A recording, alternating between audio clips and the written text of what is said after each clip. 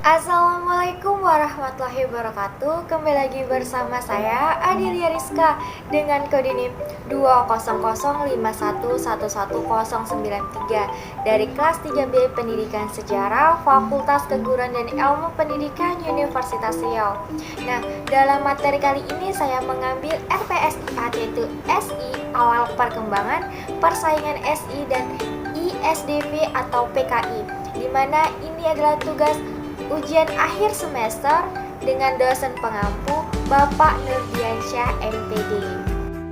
Nah, ada 4 materi yang akan kita bahas pada hari ini. Pertama, sejarah syarikat Islam. Kedua, pengaruh sosialisme revolusioner terhadap SI. Ketiga, penyebab syarikat Islam mengalami perpecahan.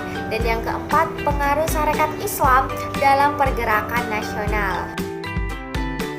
Latar belakang Syarikat Islam. Nah, Syarikat Islam merupakan suatu organisasi yang banyak memberikan kontribusi terhadap pergerakan nasional. Syarikat Islam juga merupakan organisasi yang memiliki banyak pengikut. Oleh karena itu, banyak sekali pihak yang ingin menggunakannya untuk kepentingan politik tersendiri. Paham-paham dari luar yang banyak memberikan pengaruh juga memberikan dampak yang cukup besar bagi Syarikat Islam itu sendiri.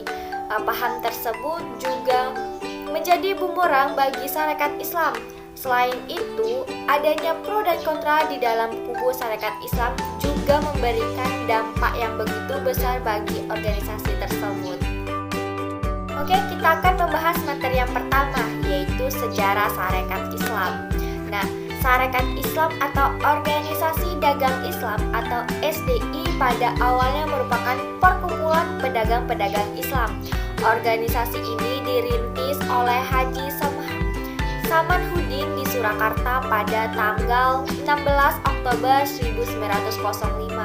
Nah, pada tahun 1912 oleh pemimpinnya yang baru yaitu Haji Omar Said Djokroaminoto, nama Syarikat Islam Dagang pun menjadi SDI. Nah, diubah menjadi SI atau Syarikat Islam. Seiring dengan perubahan waktu, akhirnya SI atau Syarikat Islam Pusat diberi pengakuan sebagai badan hukum pada bulan Maret tahun 1916. Nah, Syarikat Islam melakukan kongres pertama yaitu pada bulan Januari 1913 di Surabaya. Dalam kongres ini, Djokroaminoto menyatakan bahwa Syarikat Islam bukan merupakan organisasi politik. Nah, materi yang kedua yaitu pengaruh sosialisme revolusioner terhadap SI. SI mengalami perkembangan yang cukup pesat, kemudian mulai disusupi oleh paham sosialisme revolusioner. Nah, paham ini dibawa oleh dan disebarkan oleh HJFM Slovak yang mendirikan organisasi ISDM di tahun 1914. Kemudian dengan usaha yang baik, mereka berhasil mempengaruhi tokoh-tokoh muda SI seperti Simon Darsono, Tan Malaka, dan Alimin Prawiro Dirjo. Hal inilah yang membuat SI pecah menjadi dua, yaitu SI putih dan SI merah, yang berlandaskan asas sosialisme revolusioner. Nah, materi yang ketiga yaitu penyebab Syarikat Islam mengalami perpecahan. Pecahnya Syarikat terjadi setelah Simon dan Darsono dikeluarkan dari organisasi.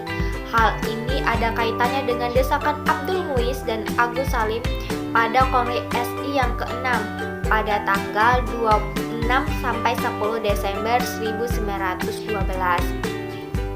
tentang perlunya disiplin partai yang melarang keanggotaannya rangkap. Anggota SI harus memilih antara SI atau organisasi lain dengan tujuan agar SI bersih dari unsur-unsur komunis.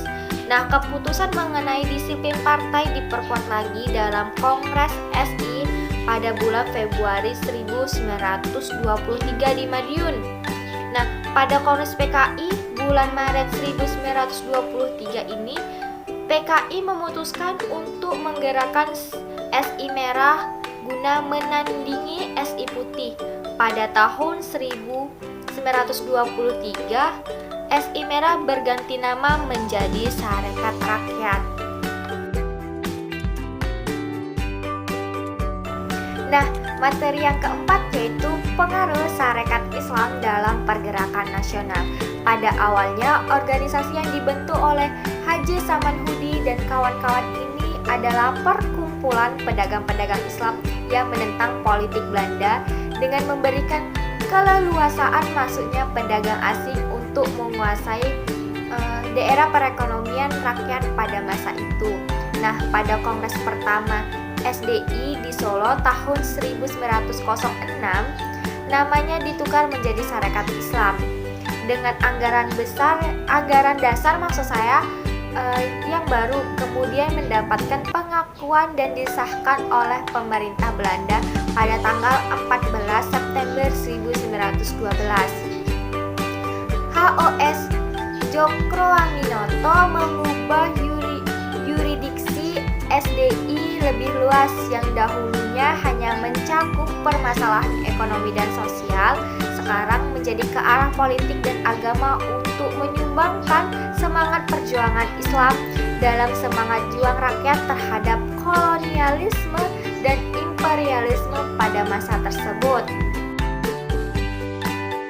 Nah, dari 4 materi yang sudah dijelaskan tadi dapat disimpulkan bahwa Sarekat Islam merupakan organisasi yang memiliki banyak pengikut. Oleh karena itu, banyak sekali pihak-pihak yang ingin menggunakannya untuk kepentingan politik tersendiri. Paham-paham yang dari luar yang banyak mempengaruhi juga memberikan dampak yang cukup besar bagi Sarekat Islam sendiri. Paham tersebut juga menjadi bumerang bagi Sarekat Islam. Selain itu, karena adanya pro dan kontra di dalam kubu Sarekat Islam juga memberikan dampak yang begitu besar dalam organisasi tersebut. Berikut adalah daftar pustaka yang saya temukan dari artikel ataupun jurnal-jurnal. Jadi cukup sekian video saya kali ini guna memenuhi tugas ujian akhir semester. Mohon maaf bila ada kekurangan dalam penyampaian video kali ini. Saya akhiri.